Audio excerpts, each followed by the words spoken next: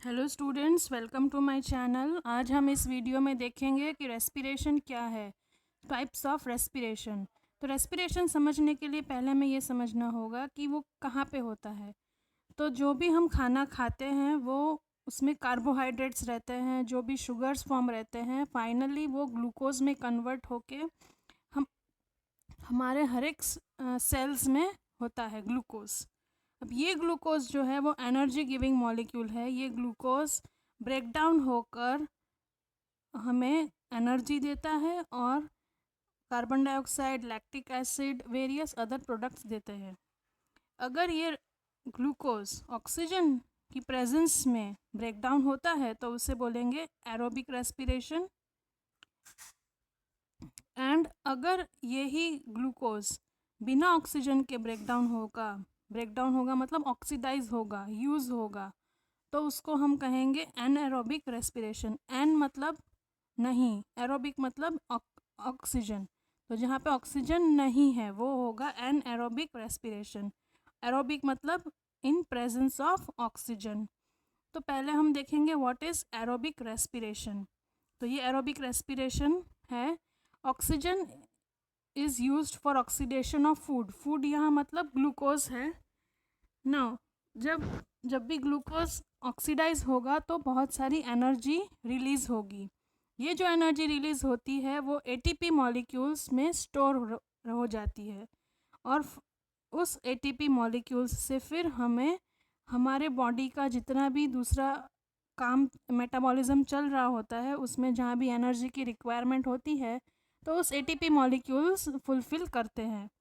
तो अभी अभी ये कहाँ पे होता है हमारे सेल्स में? It occurs in cytoplasm.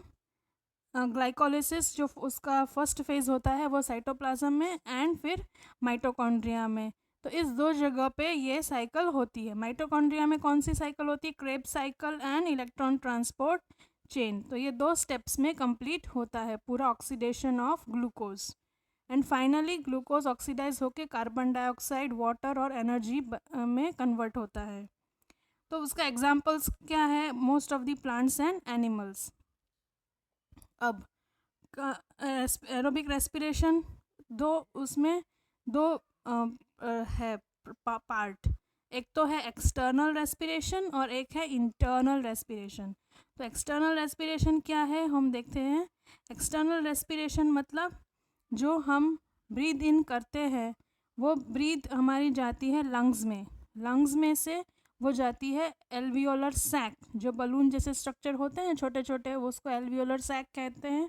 उसमें ऑक्सीजन जाता है। एल्वियोलर सैक में बहुत सारी आर्टरीज और वेन्स और कैपिलरीज का कनेक्शन रहता है और ये जो ऑक्सीजन है वो आरबीसी के हीमोग्लोबिन मॉलिक्यूल पे अटैच हो जाता है और हमारे हर एक बॉडी सेल्स को ऑक्सीजन प्रोवाइड होता है। हमारे बॉडी सेल्स में जो भी कार्बन डाइऑक्साइड प्रोड्यूस होता है वो कार्बन डाइऑक्साइड वापस उस हीमोग्लोबिन में अटैच होते हुए लंग्स में आके फिर लंग्स से बाहर हम उसको एक्सपायर कर देते हैं। तो एक्सटर्नल रेस्पिरेशन क्या हुआ? एक्सटर्नल रेस्पिरेशन जो एक्सटर्नल ये जो पूरी प्रोसेस हुई, the exchange of oxygen and carbon dioxide with surrounding medium, जो लंग्स में हमारे होता है उसे हम कहेंगे एक्सटर्नल रेस्पिरेशन। और इंटरनल रेस्पिरेशन क्या है? Internal respiration is Uptake of oxygen by tissue cells.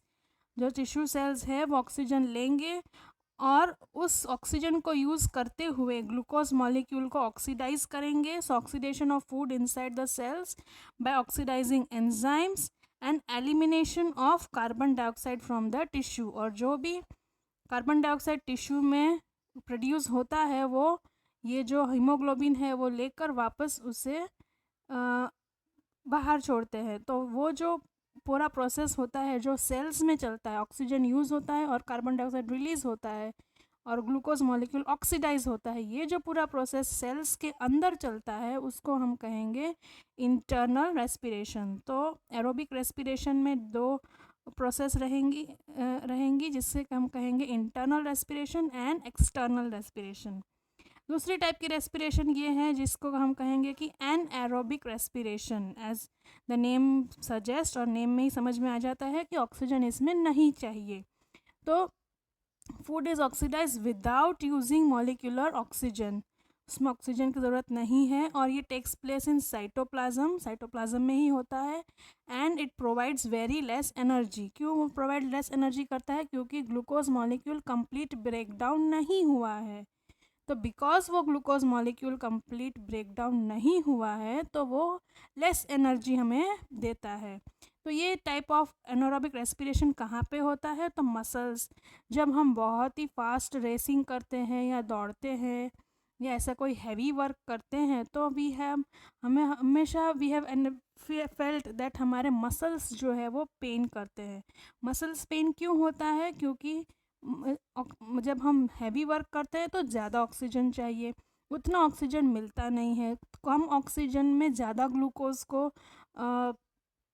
Break down करना पड़ता है। तो उससे क्या होता है कि ग्लूकोज जो है वो लैक्टिक एसिड फॉर्मेशन करता है इन एब्सेंस ऑफ ऑक्सीजन, क्योंकि एनर्जी तो चाहिए बॉडी में, ऑक्सीजन की कमी है, तो ग्लूकोज जो है वो लैक्टिक एसिड में कन्वर्ट होके एनर्जी रिलीज करने शुरू कर देता है इन एब्सेंस ऑफ ऑक्सीजन। तो ये जो लैक्टिक एसिड है ये हमारे मसल्स में एक्यूमुलेट हो जाते हैं और वो पेन करता है। फिर हमें मसाज करके और वापस सॉल्ट वाटर में पानी पैर को डाल के और ये सब करके हम वो पेन रिलीज़ कर सकते हैं। तो एनारोबिक रेस्पिरेशन जो है वो मसल्स में भी होती है। नेक्स्ट जो वो जहाँ पे होती है वो है एनारोबिक बैक्टीरिया। कुछ बैक्टीरिया ऐसे हैं जिनको ऑक्सीजन की ज़रूरत नहीं है ग्लूकोज ब्रेक डाउन करने में, ऐसे टाइप के बैक्टीरिया को हम कहेंगे एनएरोबिक बैक्टीरिया। और कहाँ पे होता है ऐसा? East and parasitic worms, east भी करता है और पैरासिटिक वर्म्स कौन से वर्म्स हैं? जो हमारे इंटेस्टाइन में या एनिमल के इंटेस्टाइन में रहते हैं। तो वो जब इंटेस्टाइन के अंदर रहते हैं तो वो अपना मेटाबॉलिज्म जो है वो विदाउट ऑक्सीजन करते हैं। और ईस्ट तो हमको पता ही है, फर्मेंटेशन जो होता है, हम जो ब्रेड बनाते हैं उसमें ईस्ट डालते हैं और उसको ढक के रख देते हैं, तो हम ऑक्सीजन प्रोवाइड नहीं कर रहे। विदाउट ऑक्सीजन ये ईस्ट जो है वो ग्लूकोज को ब्रेक डाउन करता है। जो अल्कोहल बनता है, जो वाइन बनती है, वो भी एक फर्मेंटेशन प्रोसेस है जिसमें ऑक्सीजन यूज़ नहीं होता है। तो इन microorganisms the term fermentation is used in place of anaerobic respiration. क्यों फर्मेंटेशन कहेंगे? क्योंकि उसमें बहुत सारे बबल्स और गैसेस निकलते हैं, तो इसलिए हम उसको फर्मेंटेशन नाम देते हैं। सो नाउ जो लैक्टिक एसिड फॉर्मेशन है वो कहाँ पे है? In bacteria and muscles where glucose is metabolise to lactic acid. Lactic acid क्यों बना? क्योंकि ऑक्सीजन कम था, तो ग्लूकोज अपने आप ही लैक्टिक एसिड बन के एनर्जी प्रोड्यूस करते हैं। Next is alcoholic fermentation. Alcoholic fermentation मतलब जो ग्लूकोज है it occurs in yeast where the oxidise glucose to ethyl alcohol and carbon dioxide. तो जो ईस्ट के अंदर है वो ग्लूकोज मॉलिक्यूल इथाइल अल्कोहल बनाएगा और carbon dioxide and energy produce करेगा। तो ये अल्कोहल जो है हम फिर इंडस्ट्रियल यूज़ में क्लीन करके यूज़ करते हैं उसको। फिर नेक्स्ट जो है वो cellulose fermentation. It occurs in anaerobic bacteria and protozoa found in rumen and reticulum chamber of ruminant stomach. Ruminant stomach means जो काउ बफेलो जो ग्रास ईटिंग एनिमल्स है उसको रुमिनेंट कहेंगे।